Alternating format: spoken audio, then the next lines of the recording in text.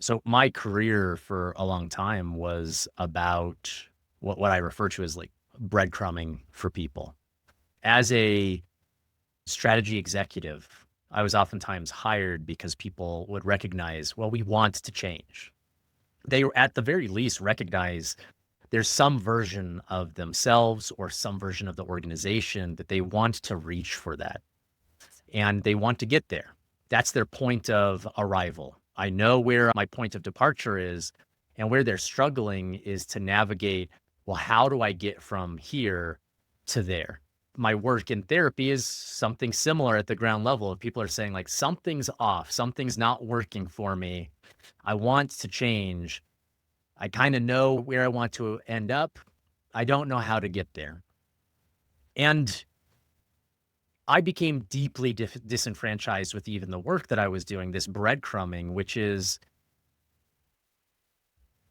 the conviction to actually do the work to get and make that change had this inherent implicit view that what I'm really being hired to do, what people are asking me to do, is to convince them to want to do the work.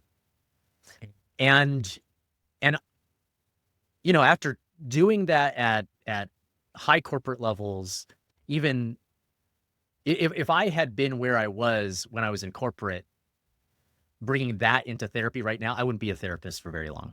There's no way I would be able to abide with the individual saying, "We talked about what the homework was. We talked about what you're gonna work on. Did you do it? No.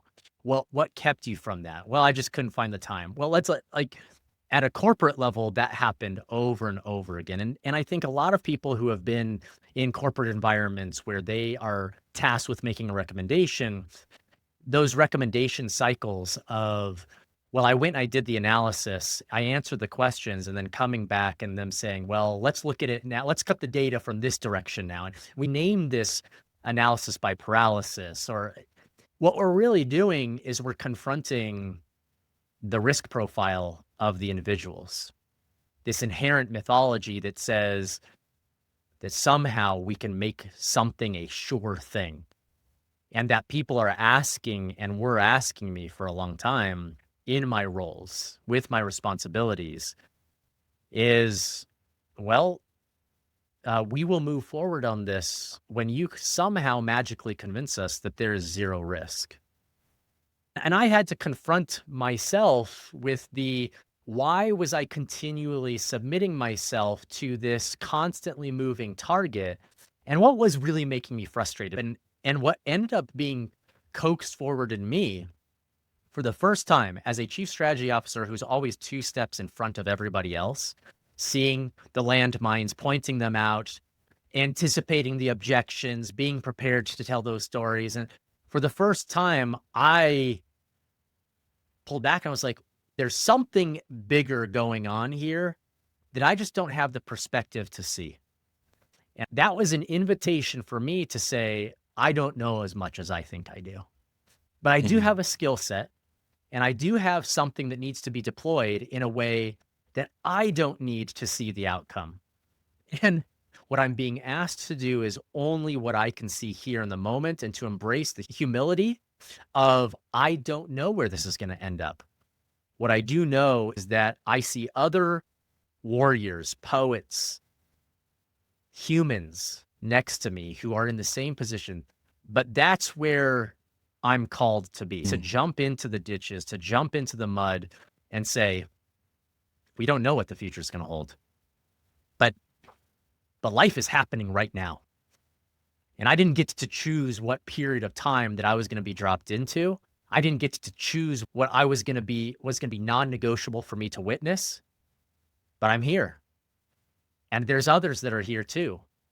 And if I look at what the history is of the people that I belong to and what I've done to other people, other human beings, what my ancestors did to that, that I'm strong enough to look at that and to remind myself that I can either choose to perpetuate that and be a part of that legacy, or I can actually become an active author in a different legacy.